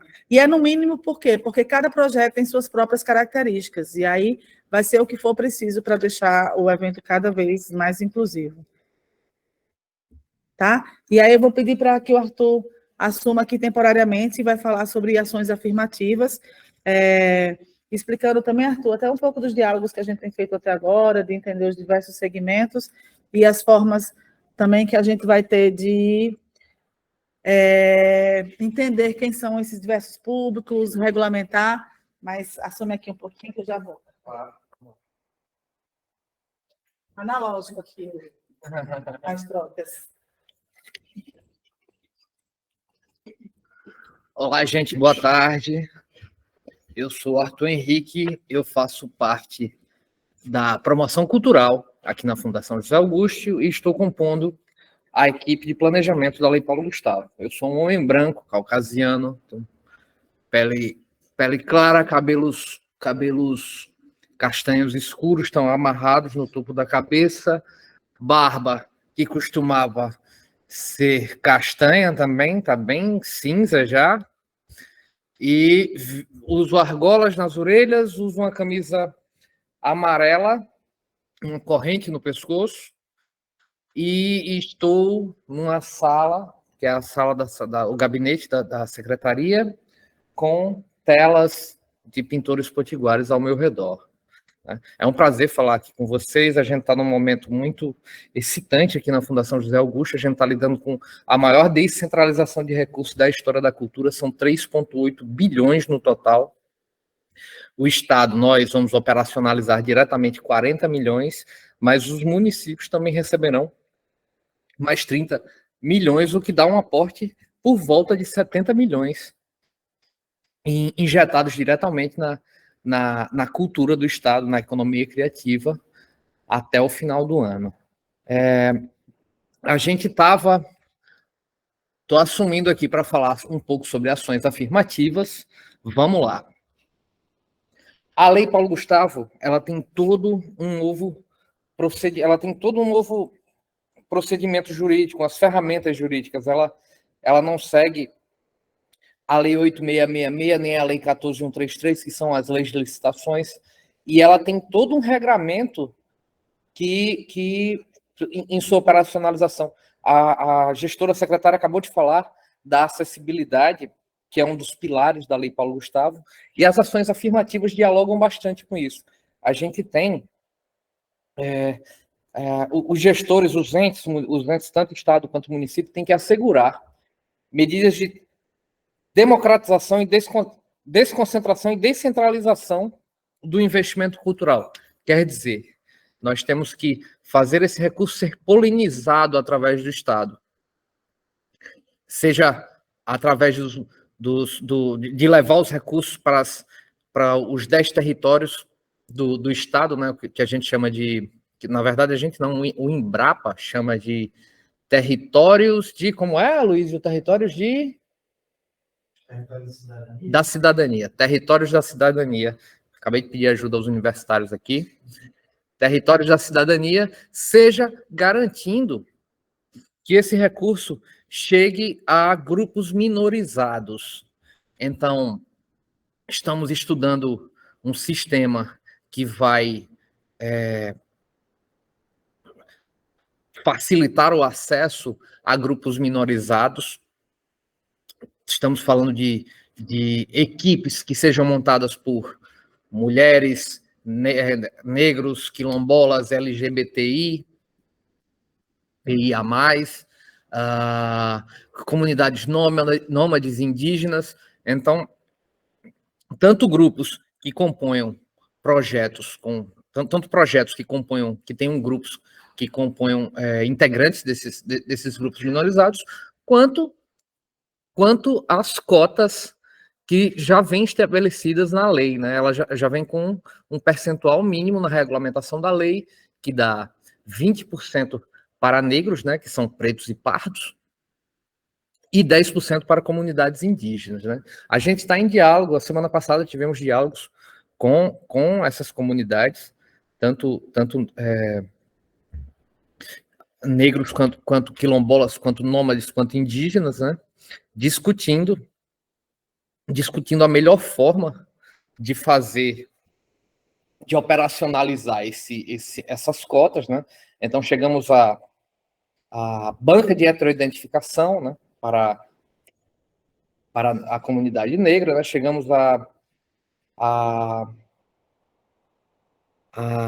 no caso de indígenas e comunidades nômades, nós teremos a apresentação de um certificado, tanto por entidades, FUNAI, o que seja, quanto das comunidades locais, por exemplo, os grupos indígenas, os caciques locais reconhecendo que aquela pessoa faz parte, que é indígena, ela tem um tronco, né, de nascença, ela é filho, neto ou bisneto de um indígena, ele é um indígena urbano, né, não está aldeado, mas mesmo estando em ambiente urbano, ele é reconhecido. Então, temos todos esses dispositivos que vão garantir as cotas, né? Mas, bom, para acessar a cota, a autodeclaração vai de início. Você se autodeclara negro, pardo, indígena, nômade, quilombola, e você acessa a cota, e após a seleção artística dos projetos, a sua documentação será requerida, né? No caso de indígenas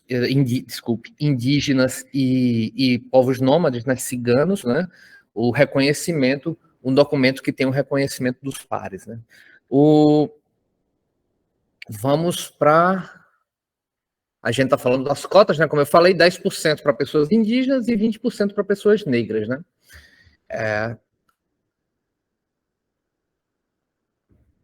Essas cotas elas podem ser aplicadas de diversas formas, né? Desde a criação de um edital específico, né, para os grupos minorizados, notas, né, uma nota diferenciada para grupos minorizados, né, ou a aplicação da cota em si, né, estabelecer ali 10% e 20% em cada edital, né. A gente, no momento, como eu vinha falando, a lei Paulo Gustavo, ela tem todo um regramento jurídico diferente. Então, não sei se... Acredito que alguns de vocês já tenham participado de editais,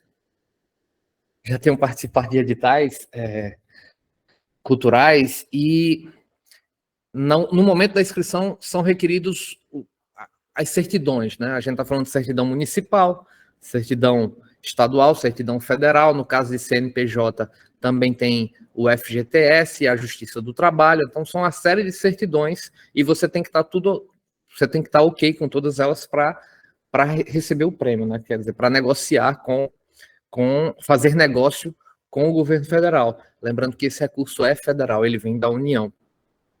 E ele foi descentralizado para os entes, para que os entes realizem os editais e distribuam, descentralizem esse recurso, chegue na ponta da comunidade artística. Então, agora na Lei Paulo Gustavo, a gente tem a possibilidade de fazer a seleção artística antes da seleção jurídica. Então, a gente vai avaliar o valor artístico e cultural de cada projeto e só depois, no momento da assinatura do contrato, iremos solicitar essas certidões. Então, dentre essas certidões também estarão as declarações das comunidades, tanto indígenas quanto nômades, quanto as pessoas que fazem parte dessas comunidades, né? Vamos seguir, gente? Próximo slide. Acho que a gente vai falar agora já falamos de contrapartida, não é isso? Acho que Marilane pediu para falar um pouco sobre o audiovisual, né? O conceito de audiovisual. Eu vou pegar aqui a cartilha da Secretaria do Audiovisual. Um momentinho.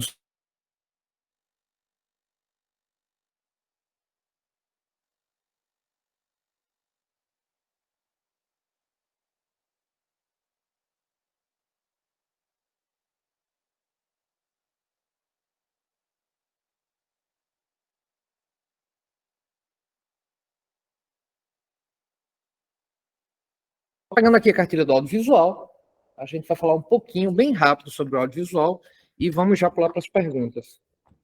Vê só, gente, a secretária certamente falou com vocês sobre os incisos. a gente vai trabalhar com 4 incisos, que são os incisos, que são as atuações em que a Ancine, né, fomenta o cinema nacional, né? Então a gente fala de apoio a novas produções, a gente fala de capacitação e formação, a gente fala de cinemas, né? Quer dizer, o setor exibidor, as salas de exibição, o apoio às salas de exibição e distribuição de obras, né? Ela deve ter falado com vocês, deve ter mostrado como vocês podem se encaixar nesses incisos para também terem recursos oriundos do audiovisual e não só das outras linguagens, né? Eu gostaria de lembrar rapidamente aqui que vocês podem, por exemplo, na parte de fomento a novas produções, tem lá outros, cadê?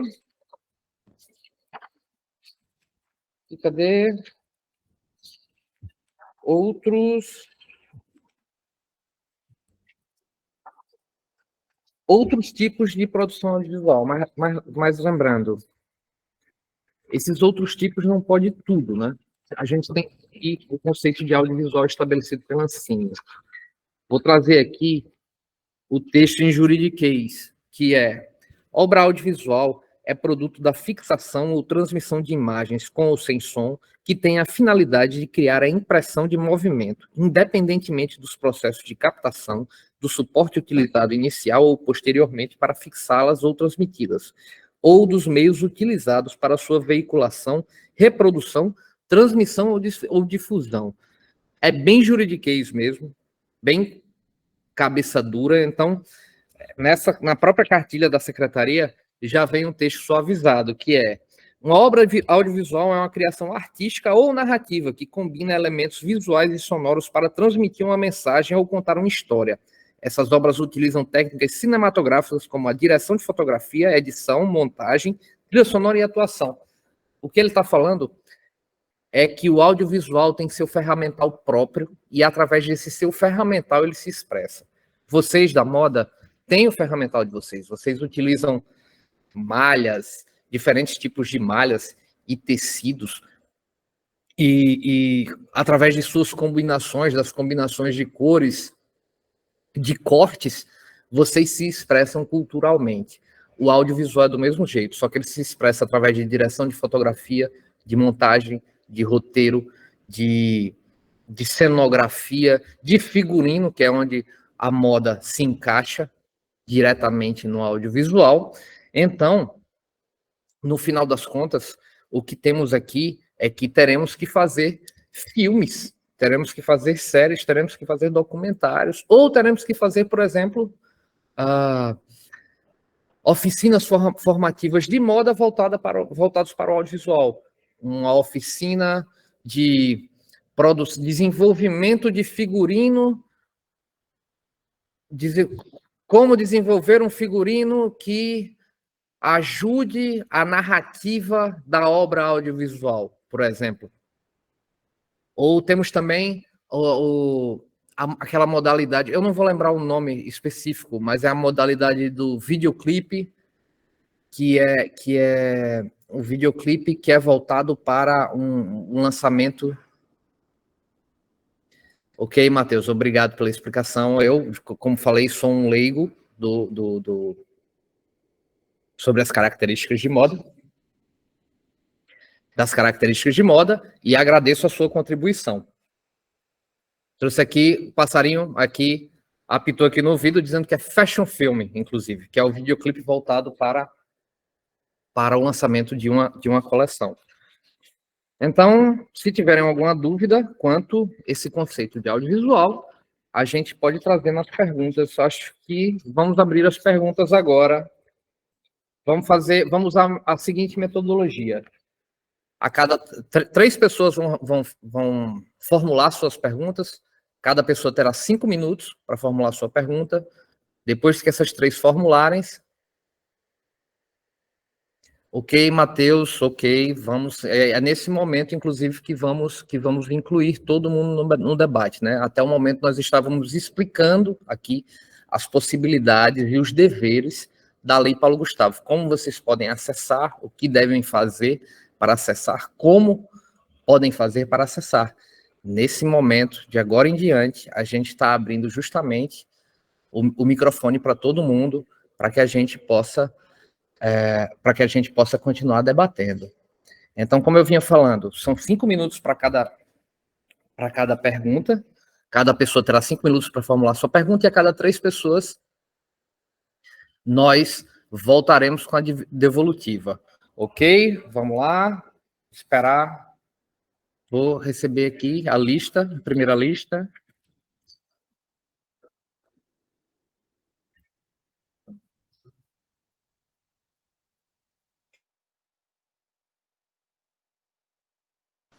Arthur, eu tô com a mão levantada já faz um tempo. Posso falar? Momento só, Cíntia, porque o pessoal aqui do gabinete coloca em ordem quem levantou. Estou esperando receber aqui. Você será a primeira, Cíntia. A gente começa com Cíntia Madeiro, depois vem Luna e Isaac Ramon. Pode começar, Cíntia. Cíntia, por favor, se áudio descreva, tá? No início da pergunta. A gente já fez isso no começo, não sei se você estava aí. Tá bom, tudo bem. Então vamos lá.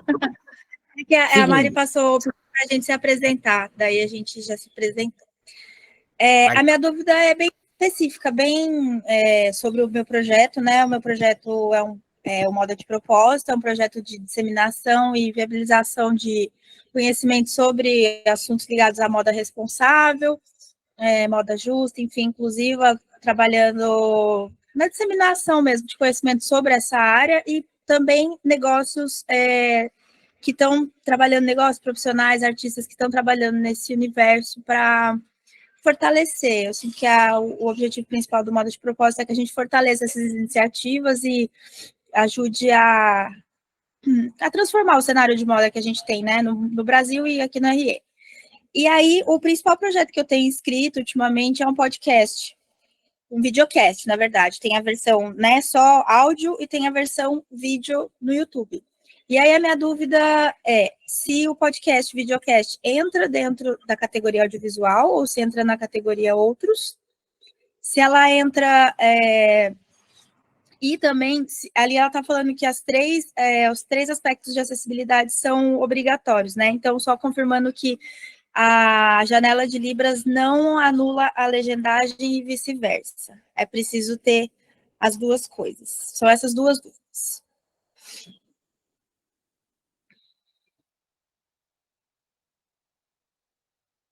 Ok, vamos para a próxima pergunta, então. Vamos lá, Luna. Oi, gente, boa tarde de novo. Eu tenho mais questões assim para trazer do que perguntas em si, porque quando a gente vai tratar desse campo da moda e do fomento em moda, principalmente, a gente não pode limitar ou pensar que a moda está inclusa no setor do audiovisual, como produção de figurinos.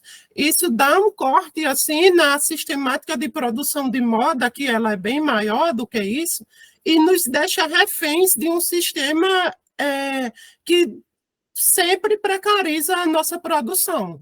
Sempre tem um valor muito, muito, muito precário para a gente trabalhar com uma produção de moda que não é só produção de roupa.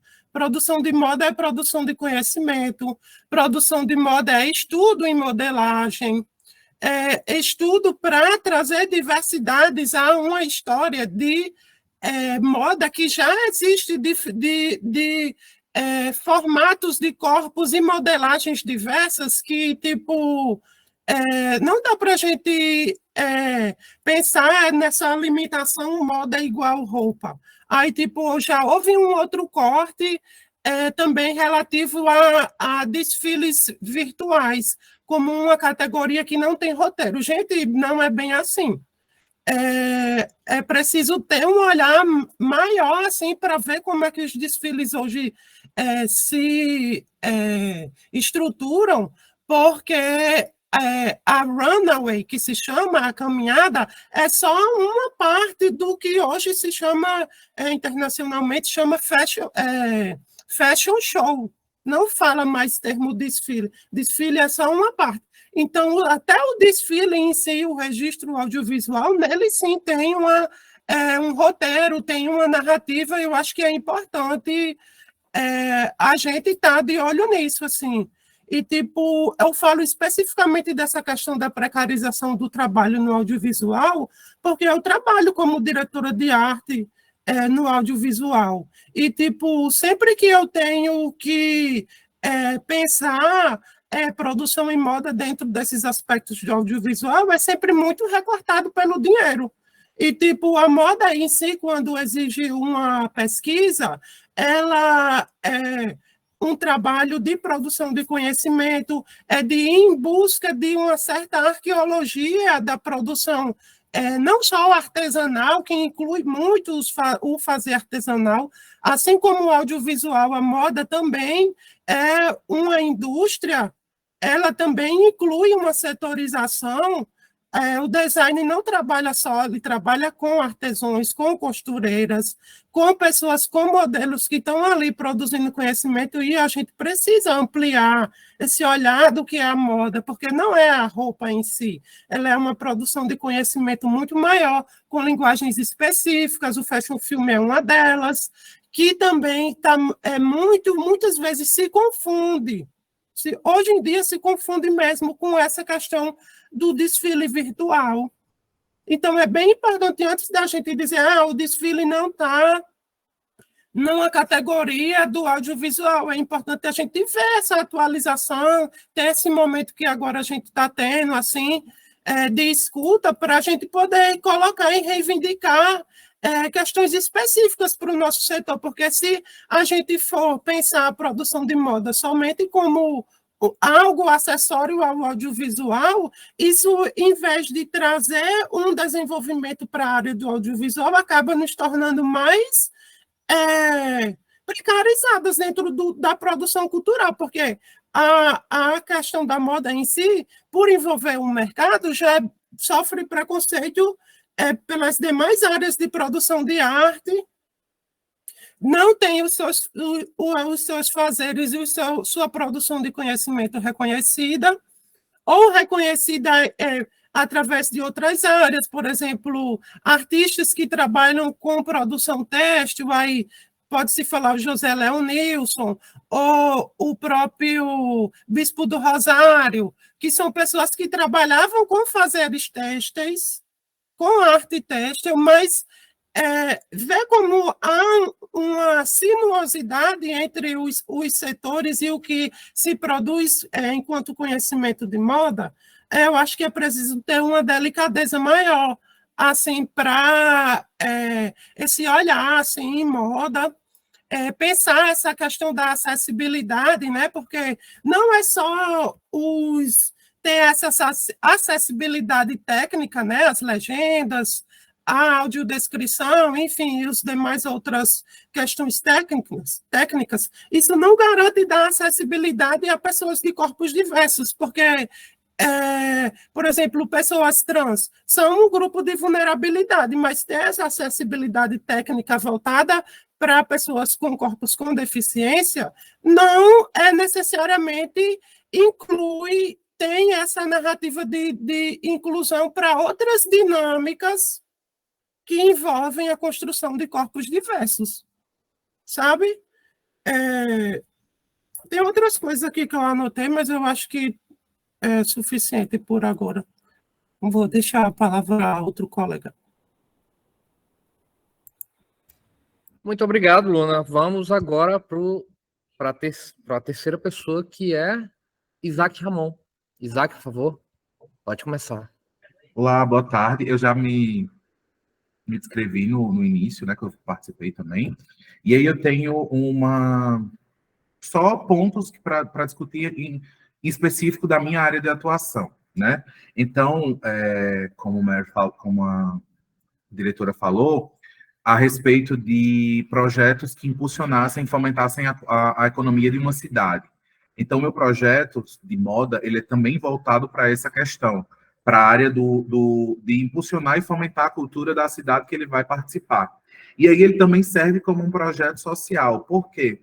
As modelos que a gente vai buscar para participar do evento em si, né, porque os eventos são várias lojas desfilando lá as suas peças, e esse trabalho com o casting que a gente faz, a gente vai resgatar pessoas de trabalhos sociais, né, de programas sociais, para que elas sejam inseridas dentro da moda. E aí é onde entra a questão da minha dúvida.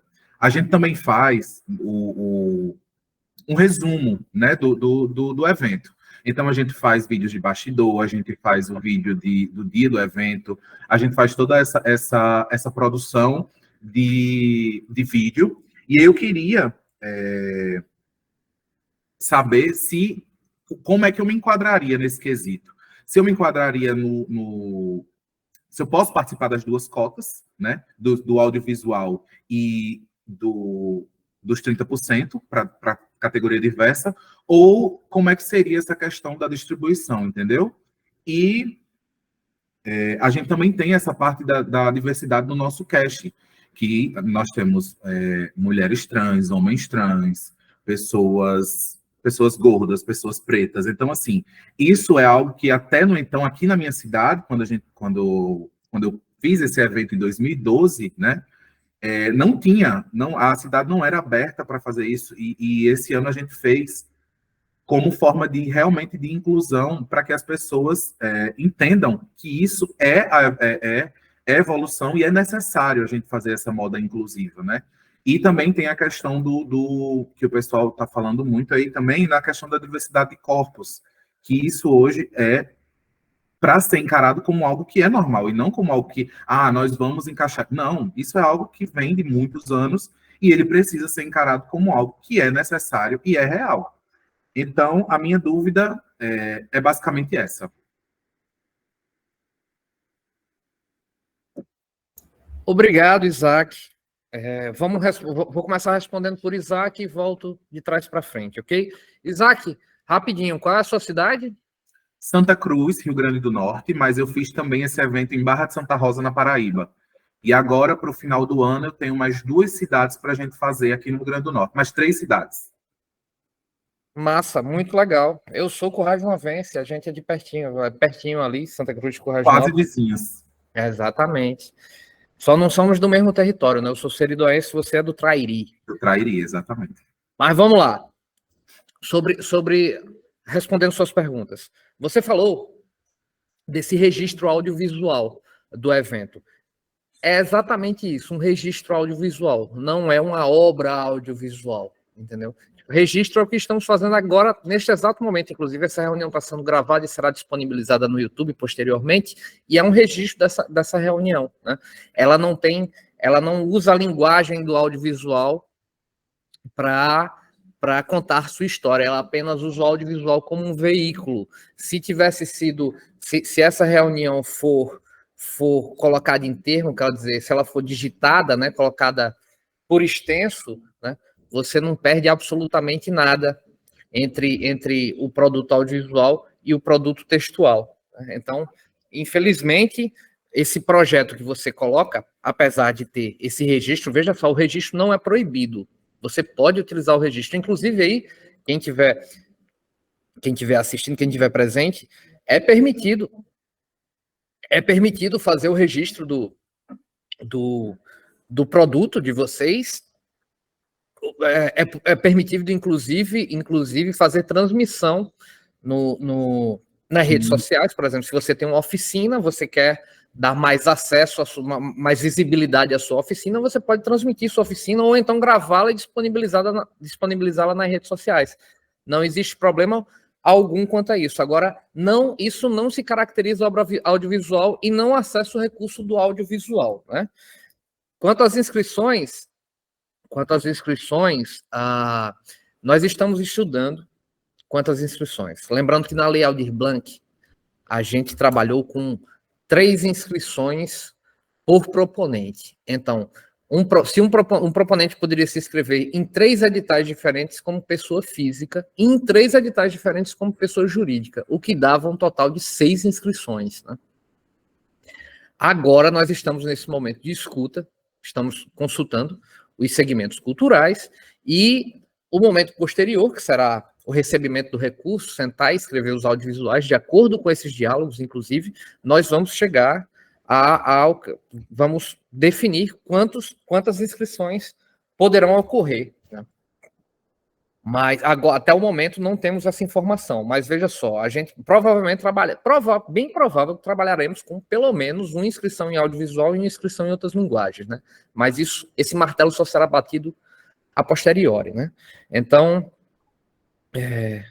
e a diversidade do casting, como eu falei quando estávamos falando de acessibilidade, a gente, na regulamentação da lei, essa lei veio regulamentada através de 2 decretos. No decreto de fomento, ela fala que grupos que contenham pessoas advindas de grupos minorizados terão protagonismo na lei. Quer dizer, a gente deve estudar um sistema um sistema provavelmente de pontuação que garanta na verdade não que garanta, mas que favoreça o acesso desse tipo de grupo que você colocou, né? Você falou que você está com casting com modelos trans, né, negras, né? Eu não lembro se você falou com deficiência, pessoas com deficiência também, mas legal. Então, basicamente, suas 3 perguntas estão aqui respondidas. Vamos passar agora para Luna. Luna, agradeço muito todos esses insights que você trouxe sobre a cultura da moda. Eu produzo audiovisual há uns 20 anos, estou afastado há algum tempo, mas os anos 2000 inteiro e acho que parei de 5 anos, nos últimos 5 anos.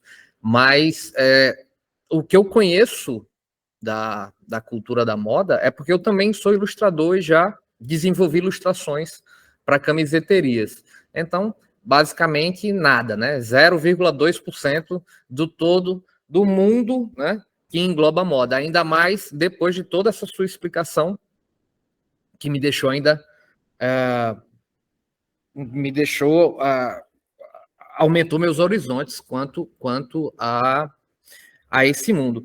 Nesse momento que a gente está, Luna, vê só, como eu falei agorinha, a gente tem todo um novo ferramental jurídico para trabalhar nessa lei, que veio através de 2 decretos de regulamentação. Um deles é o decreto, que é o decreto da própria Lei Paulo Gustavo, e o outro que é o decreto de fomento. Esse decreto de fomento, ele não regulamenta só a Lei Paulo Gustavo, ele regulamenta a Lei Rouanet, regulamenta a Lei de Cultura Viva, regulamenta o Miroski, vai regulamentar a Lei Aldir Blanc II, que será perene por 5 anos. Então, esse modelo que estamos tendo nesse exato momento faz parte da regulamentação dessa lei. Ela diz que os entes, sejam estados ou municípios, devem se reunir com os segmentos culturais e ouvir esses segmentos culturais. Esses segmentos culturais deverão dar as diretrizes que serão analisadas pelo ente e representadas nos editais. Então, esse momento de escuta aqui com o segmento, nesse momento estamos com o segmento da moda, é muito importante para definir como vocês serão atendidos. Então, a gente está aqui apresentando muitos de vocês, pelo que me falaram, eu não estava na reunião mais cedo, eu estava em outra demanda, mas eu estou acompanhando quase todas as reuniões aqui com os segmentos. Eu não peguei o início da reunião por força maior, mas me falaram que muitos de vocês não conheciam a lei e queriam entender a lei, né? Então nós passamos toda essa apresentação justamente para mostrar, né, como vocês podem acessar, né? O que devem, quais as possibilidades e o que deve ser feito, né? Então, você trazer aqui nesse diálogo mostrando que a moda não é só roupa, né? Para quem não estiver assistindo, não estiver vendo o vídeo agora, eu estou fazendo aspas com as mãos. Moda não é só roupa, né? Você mostrando todo esse mundo, mostrando toda essa narrativa que a moda traz por trás da roupa, né? As coleções têm conceitos, as coleções têm pesquisa, como você falou, né? Você trazendo esses insights, acho muito importante, muito esclarecedor para todos os presentes, mais ainda para quem está aqui na sala comigo. Né? E é isso mesmo, é escuta. A gente está nesse momento de escuta, né? Vamos ouvir vocês. A gente vai liberar em breve um Google Forms, né? Em que esse Google Forms vamos coletar algumas informações sobre vocês, sobre o segmento cultural, né? Aproveitando para coletar informações.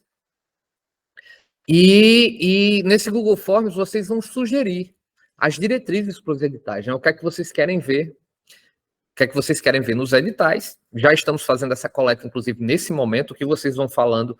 Tem uma pessoa aqui que faz o log da reunião, ele faz a memória da reunião e já vai colocando essas diretrizes, né? Mas, bom, esse Google Forms também estará disponível e esperamos as sugestões de vocês. E é assim, cara, a gente quer ouvir os segmentos, nós ouvimos as câmaras setoriais, agora estamos ouvindo segmentos, por exemplo, a gente teve segmento de cultura urbana, né? A galera do hip hop, a galera do break, break, eu acho que nem se usa mais, né? Break, eu acho que agora é os b-boys, né? A gente teve segmento indígena, segmento quilombola, segmento de comunidades nômades, né? Então, e isso vai continuar até dia 25, né? A gente já está há semanas fazendo essa escuta e vai continuar até dia 25. Então, a gente está disposto, estamos aqui dispostos a ouvir vocês para realizar uma operação efetiva da Lei Paulo Gustavo. Já que a lei manda dessa forma e queremos, e aproveitando esse momento, inclusive, para conhecer mais do nosso segmento cultural, do nosso setor cultural, na cultura no total no Rio Grande do Norte. Agora, indo para... Espero ter te contemplado. Posso fazer só uma fala rapidinha? Luna, gostaria, mas a gente tem essa metodologia. Vamos fazer o seguinte, você levanta a mão de novo, tá bom? Levanta a mão de novo e você entra na fila novamente, beleza? Seguindo, né? Valeu, Luna. Seguindo, a gente tem as perguntas de Cíntia. Cíntia, sendo bem rápido e mortal aqui, videocast e podcast não acesso audiovisual, né? Não tá como produção, como foi colocado aqui. Nós temos 4 incisos de fomento ao audiovisual e videocast não se encontra, videocast e nem podcast, né? Tá lá em nenhum deles, né? Como eu falei anteriormente, né? Videocast acaba sendo um registro, né? Você está ali registrando um diálogo entre as pessoas, não tem a linguagem do audiovisual, não tem o simbólico do audiovisual, não tem uma edição. Por mais que você corte de uma câmera para outra, para passar de uma pessoa para outra, esse corte não está a serviço da narrativa. Você não está utilizando esse corte para contar a história, né? Então, videocast e podcast não. Mas você pode utilizar esses recursos nos outros projetos, né? Na verdade, nos outros segmentos. Então, você pode utilizar tanto podcast quanto videocast nas outras linguagens. Mas você também pode fazer uma análise e pegar esse assunto que você pretende abordar no videocast e no podcast e tentar adaptá-lo para um documentário. Então, aí o documentário já tem a linguagem audiovisual. Nisso você se associaria, que eu digo associar, não é associar juridicamente, mas se associar culturalmente no projeto. Você terá essas pessoas como seus parceiros de equipe.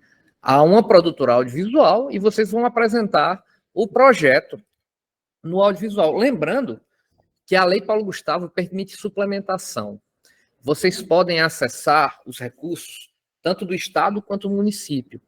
E, com a suplementação, você pode, por exemplo, inscrever esse seu projeto de documentário, esse possível projeto de documentário que estamos debatendo aqui nesse exato momento, como desenvolvimento de roteiro no município.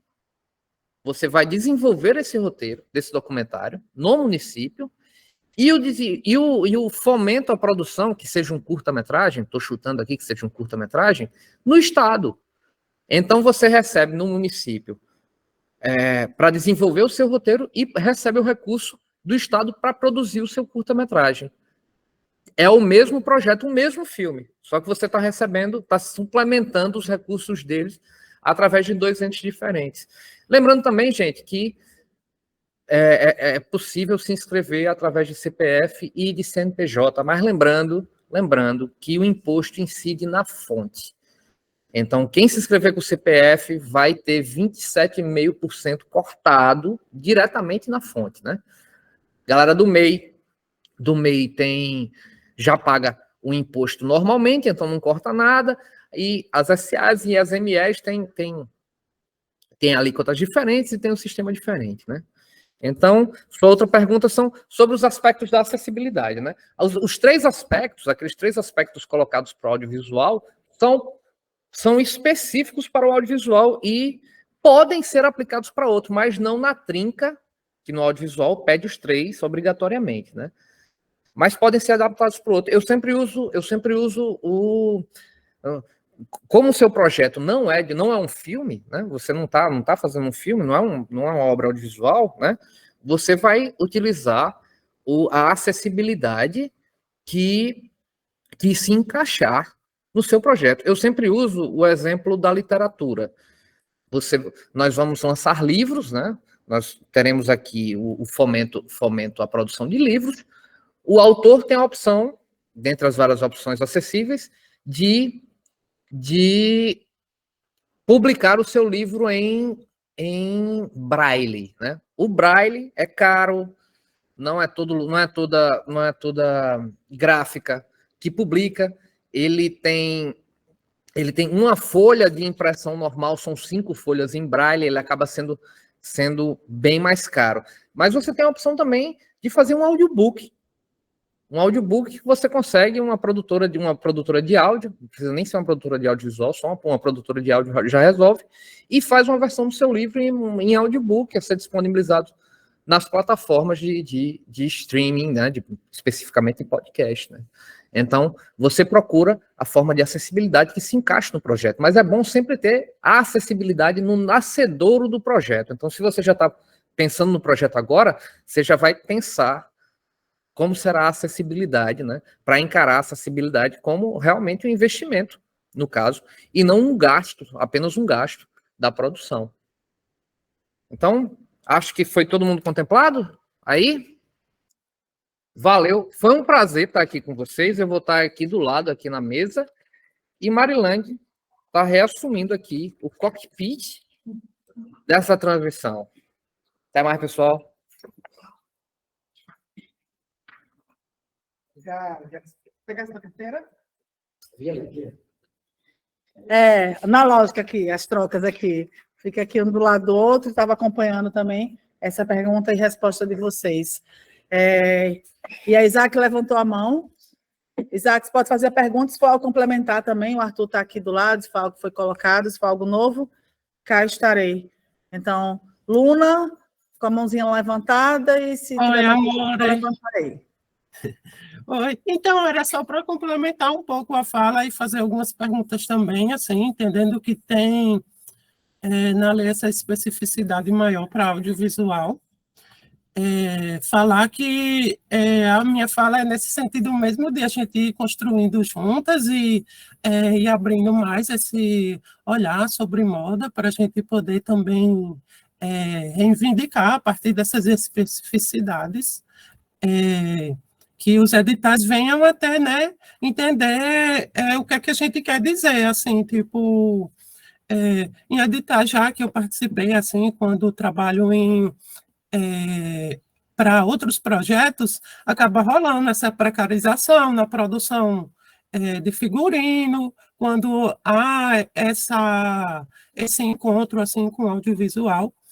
E daí, por isso, é importante abrir um pouco assim um olhar para a moda, para a gente entender também como uma indústria, assim, tipo, quando eu vou criar uma roupa, eu, tipo, tenho que, quando tem um edital específico para moda, por exemplo, tenho que valorizar bem o fazer da bordadeira, da costureira, da modelista. Não é uma coisa que se faz sozinha, é uma área que também é de pesquisa, que a gente precisa também ter dinheiro para alcançar outras pessoas e está trazendo ali para aquela produção. E tudo isso rende um registro também, como modelo assim de produção audiovisual, né? Essas especificidades também vão criando caminhos do fazer audiovisual. Mas aí eu queria fazer umas perguntas, assim, falando essa fala mais ampla. Como é que vai ser esses editais? Vai ter edital para compra de equipamento? Como é que vai vir esse dinheiro? Porque, assim, a moda, quando vai se fazer um fashion film, por exemplo, é igual a produção audiovisual, se gasta muito com casting, principalmente quando se pretende ter uma realização assim com diversidade, né? Tem que se valorizar aquelas pessoas que estão ali nessa produção, né? Que se impõe diversa, né? Num casting de modelos, por exemplo, numa produção, numa equipe que valoriza a diversidade, trazendo pessoas trans ou pessoas com deficiência, nas suas diversas áreas, né, de produção, seja de roteiro, de criação narrativa, de arte, de direção de arte, e falar assim também de como essa narrativa visual é importante para a moda, que é mais do que o que se vê palpável ali, e a gente pode criar muito a partir dessa narrativa, para além das roupas, né? Eu me confundo um pouco, porque eu fico nervosa, mas basicamente era isso assim, que eu queria falar, contribuir um pouco só. E perguntar isso dos editais, de compra de equipamento, o que é que a gente pode comprar, de quanto é que a gente pode esperar que vai sair esses editais, se vai sair um edital de 30 mil para elas, como é que vai ser, se é daí para cima, se vai ser mais para baixo, como é?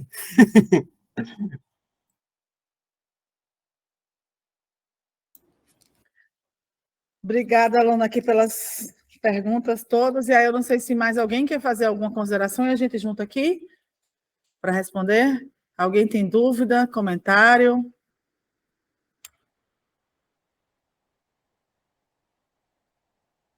Então, vamos para cá. Isaac, uma coisa que você traz em relação à precarização na produção de figurino, né?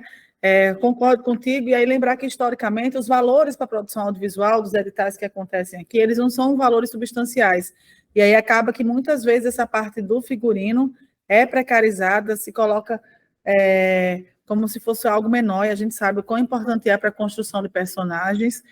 Só que agora, no Rio Grande do Norte, através da Paulo Gustavo, a gente também vai poder, por exemplo, fazer longa-metragem, aonde, do ponto de vista histórico, é algo que a gente não conseguiu realizar. Um longa, ele já permite trabalhar com equipes um conceito mais profissional, de mais tempo também você desenvolver um personagem, você fazer o estudo, a pesquisa, né, da personalidade, que lugar esse personagem mora, que classe, né, social ele tem, qual é a sua profissão, que questões internas ele tem, e a partir disso já dá um olhar diferenciado. Por isso que é muito importante vocês mesmos já buscarem quem vocês conhecem que façam audiovisual e lembrar disso. Gente, olha, a gente está aqui. E sobre construção de personagem, é essencial passar pelas mãos e olhares de vocês, sabe? De forma que, com a Paulo Gustavo, é para ter essa redução dessa precarização, uma vez que já vem um orçamento mais substancial, sim, do que normalmente vem acontecendo, né, em editais. E você, de fato, traz uma série de profissionais envolvidos quando a gente está falando de figurino, né? Vem bordadeira, rendeira, estilista. Então, tem um modista, em algum momento, né, alguém colocou, né, essa expressão, e tantas formas de arte e de cultura que pode existir, né, a partir do momento do material que você escolhe. Então, quem trabalha lá, quem é lá do Seridó, que vem e traz o couro é mais do que uma matéria-prima, existe uma cultura junto com o couro que vem junto, né? As cores que são utilizadas, as referências mesmo, né? Há pouco tempo eu vi um desfile das bordadeiras de Timbaúba dos Batistas, onde os temas eram as figuras rupestres. Então, normalmente, você vai para... Elas já quebraram aí com o bordado. Quando você vem e traz o rupestre, a cultura rupestre dentro, né, da possibilidade de bordado, quanto de estudo aconteceu para elas chegarem nesses desenhos, né? Então, a gente vê essa dimensão de uma economia criativa mais profissional e pagando por toda essa cadeia produtiva. Em relação a como vai ser o edital, a gente está justamente nesses momentos de escuta e de diálogo, entendendo quais são as demandas da cultura. Pela Lei Paulo Gustavo, esses diálogos deveriam estar acontecendo depois que o dinheiro chega no estado né? Então, chega o recurso, você faz os diálogos. Como a gente sabe que a Paulo Gustavo está demorando mais do que os artistas gostariam que demorasse, resolvemos antecipar esse diálogo, esse discurso todo que está tendo com vocês, esse debate, para quando o recurso chegar, a gente já ter passado por essa fase e não tem ainda um formato fechado, porque ele é o reflexo dessas diversas escutas. Em relação da mesma forma que valores, porque há produtos e produtos, né? É um edital de circulação, ele vai ter um valor teto, lembrando que seja lá qual for o valor dele, no mínimo 10% é para questões de acessibilidade, e um de longa-metragem ele já vai ter um valor muito mais substancial, porque é um projeto de mais tempo, e todos os editais, em relação ao tempo, no Brasil, os editais da Paulo Gustavo, eles vão ser lançados entre agosto e outubro. Eles não são de uma vez, então aqui no Rio Grande do Norte a gente faz uma leva de algumas coisas. O de formação, por exemplo, pretende que seja primeiro do que o de produção, de forma que mais gente, ao ser formada, consiga participar do de produção. Os editais circulariam entre agosto e outubro, mas todo e qualquer projeto, toda e qualquer seleção da Paulo Gustavo acontece esse ano. O edital é desse ano, é julgado esse ano, finaliza esse ano e é pago esse ano. Mas não necessariamente a ação executada em 2023. A maioria das ações elas são executadas ao longo de 2024. Mas o proponente recebe o recurso antes para poder executar. O que a gente sabe que em cultura é quase raro, né? Você já tem o dinheiro, normalmente você começa ali fazendo a coisa no paralelo, com exceção quando é edital de fato. Em relação à compra de equipamento... Tem alguma previsão assim de quanto tempo que vai ter para execução? Se vai ser 1 ano, 6 meses? Não, ao longo de 2024 vai depender da natureza do edital, né? Pelo que a gente está pedindo, por exemplo, um edital de formação. Se a gente faz um edital para as pessoas fazerem um curso, tem um determinado momento, mas para longa-metragem vai ser o máximo de tempo que se possa dar a um produto. Se for circulação, vocês podem fazer um evento de circulação de moda, né? Trazendo a moda com todo esse conceito que, conforme vocês trouxeram, moda não é roupa, moda é muito mais do que isso. A roupa é uma forma de expressão, né, da cultura, né? Os acessórios é uma forma de expressão dessa cultura. Então, um edital de circulação seria, de acordo com a natureza do que a gente vai colocar lá, vai ter alguns meses, mas a maioria ao longo de 2024 eles estariam acontecendo. Em relação à compra de equipamentos, diferente da Aldir Blanc, a Paulo Gustavo ela foi registrada como custeio, de forma que não permite compra de equipamentos permanentes. Foi diferente da Aldir Blanc, que permitia, ela foi registrada com diversos tipos de natureza. A Paulo Gustavo não. E se pode, por exemplo, comprar até coisas que não sejam equipamentos permanentes, de menor valor. Com certeza se pode comprar tecido, acessórios, matéria-prima para figurino, porém maquinário já não há essa certeza e a gente também está esperando um documento que o MINC vai trazer para a gente. Instruções normativas específicas, como, por exemplo, compra de equipamentos, acessibilidade, as exigências específicas e também ações afirmativas que o Arthur explicou para vocês, ainda vai sair uma normativa do MINC também. Mas em relação ao maquinário, a gente não tem ainda essa certeza. E com isso entra equipamento audiovisual também, Isaac, que na Audi Blanc foi possível comprar, mas na Paulo Gustavo tudo crer que não. É mais aluguel de equipamento, quem já tem os equipamentos conseguiu utilizar esses equipamentos. Entendi. Certo? E uma coisa, gente, até na conversa com os povos ciganos e também os povos quilombolas, dentro dessa expressão que, né, a vestimenta diz muito sobre os próprios saberes, eles colocaram sobre se tinha possibilidade de um investimento inicial numa indústria, numa questão de moda mesmo. Por exemplo, os quilombolas, as mulheres colocando que gostariam de se expressar através da moda. A gente não sabe se pode comprar esse equipamento e não sabe exatamente por isso. Se for seguir ao pé da letra, maquinário não pode, mas também pedimos esse documento do MINC, já que eles colocam.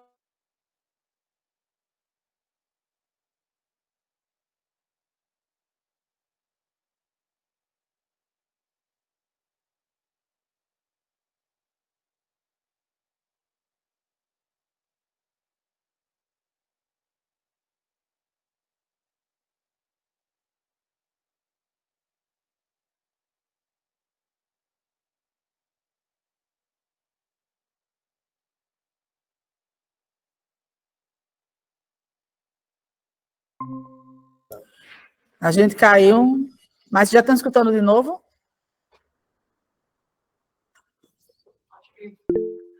Tá, beleza. Sim, Mari, estou escutando. Tá, então, do que é específico de compra ou não, Arthur vai também trazer um complemento, mas eu queria saber de vocês, o que seria se a gente fosse pensar num ateliê básico para a produção de moda, de vestuário, enquanto expressão, porque, por exemplo, os povos ciganos colocaram a importância, e tantos quilombolas, de expressar-se através da roupa, né? E isso é uma possibilidade de fomentar isso. E eles, né, alguns colocaram a máquina de costura e outras coisas que precisa. Do ponto de vista de vocês, que a gente não sabe ainda se é possível fomentar isso, mas do ponto de vista de vocês, o que seria um equipamento, ou pensar o básico de existir num ateliê de moda, vestimenta? Eu vou pedir licença aos colegas, e se alguém quiser complementar depois a minha fala. Assim, moda tudo é muito caro, assim, quando vai falar de equipamento. Uma máquina nova de costura é uns 8 mil reais. É um valor, assim, que muitas pessoas empreendedoras, e eu falo por mim, não têm esse dinheiro para adquirir.